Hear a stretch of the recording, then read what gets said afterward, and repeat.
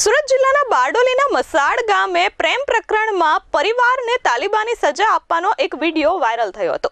આ મામલે પોલીસે 13 લોકોની ધરપકડ કરી છે।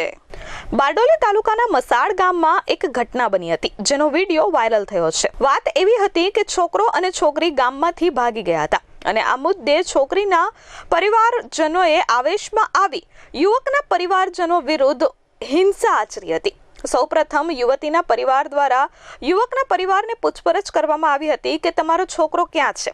મારી છોકરીને લઈને જતો રહ્યો છે, જ્યાં હોય ત્યાંથી બોલાવી લો। પરંતુ યુવકના પરિવારને યુવક યુવતીને લઈને ત્યાં ભાગી ગયો છે તે ખબર ન હોવાથી ઉગ્ર બોલાચાલી થઈ હતી, જેમાં યુવતીના પરિવાર દ્વારા યુવકના ભાઈ બહેન અને તેના મમ્મીને ફળિયામાં જઈ માર મારવામાં આવ્યો હતો અને ત્યાંથી ન અટકતા યુવકના પરિવારને મારતા ગામમાં લઈ આવ્યા હતા અને ગામના ચોરે એક ઝાડ સાથે દોરડા વડે બાંધી મારવામાં આવ્યો હતો અને તાલિબાની સજા આપવામાં આવી હતી।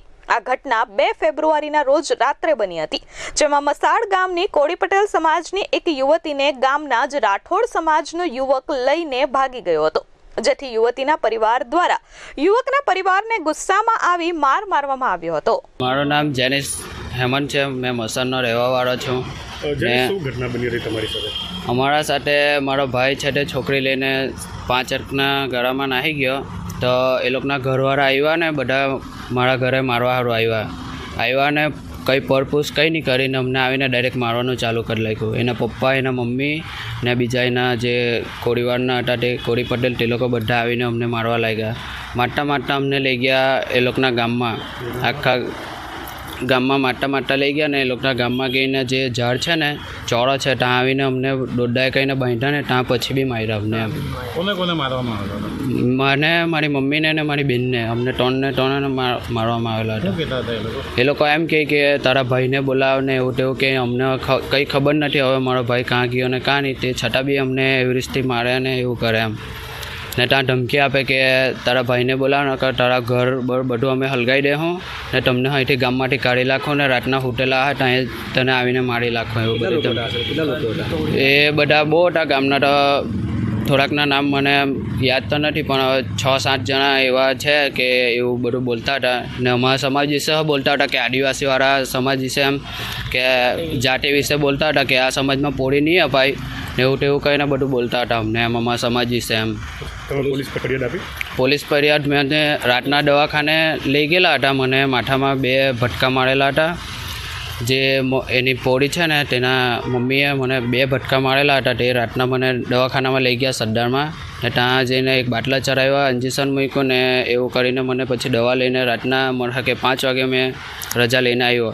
પોલીસ ફરિયાદ નોંધાવેલી છે અને પોલીસવાળાને મેં PSIને બસ એટલું જ કહેવા માગું છું કે આ લોકોને સજાથી સજા જે અમને જેવો માર પડ્યો ને એ કહેલું છે ને એ લોકો અમારી સાથે તે બધું એ લોકો સાથે થવું જોઈએ।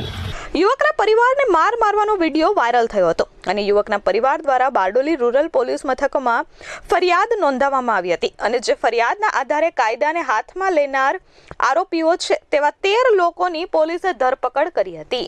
બારડોલી રૂરલ પોલીસ સ્ટેશનના મસાડ ગામમાં એક જે રક્ષક નામનો જે છોકરો છે એ એક છોકરીને લઈને ભાગી ગયેલો, જેના અનુસંધાને છોકરીના પરિવારજનો જે છોકરો જે છે રક્ષક એમના ઘરે ગયેલા અને એમના પરિવારજનો સાથે ગામના અન્ય લોકો પણ હતા અને જે રક્ષક છે એમનો ભાઈ તથા એમની બહેન અને માતાને ત્યાં માર મારેલ અને ઢસડીને ગામની વચ્ચે લઈ ગયેલ અને ઝાડ સાથે બાંધેલ અને મારેલ।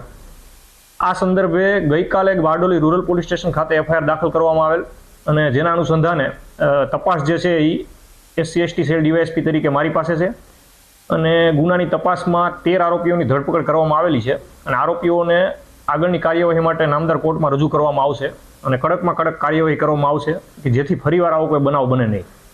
હાલ પોલીસે આરોપીઓને ઝડપી પાડ્યા છે અને કાયદેસરની કાર્યવાહી હાથ ધરી છે। આ સાથે પોલીસે લોકોને અપીલ કરી છે કે કાયદો હાથમાં ન લો, તમારી કોઈ પણ સમસ્યા હોય તમે એક વખત પોલીસ મથકે જરૂર આવો। આમાં એટ્રોસિટી એક્ટની 325 તથા 3(1) RS તથા ભારતીય ન્યાય સંહિતાની કલમ 115(2), 140(2), 127(2), 189(2), 190, 191(2) મુજબની કલમો લગાડવામાં આવેલી છે। આમાં એટ્રોસિટી એક્ટ પ્રમાણે અને ભારતીય ન્યાય સંહિતાની કલમ પ્રમાણે આજીવન કેદની સજાની જોગવાઈ છે।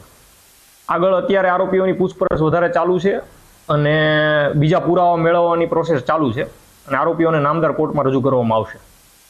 નિર્મલ પટેલ, S24 ન્યૂઝ, બારડોલી.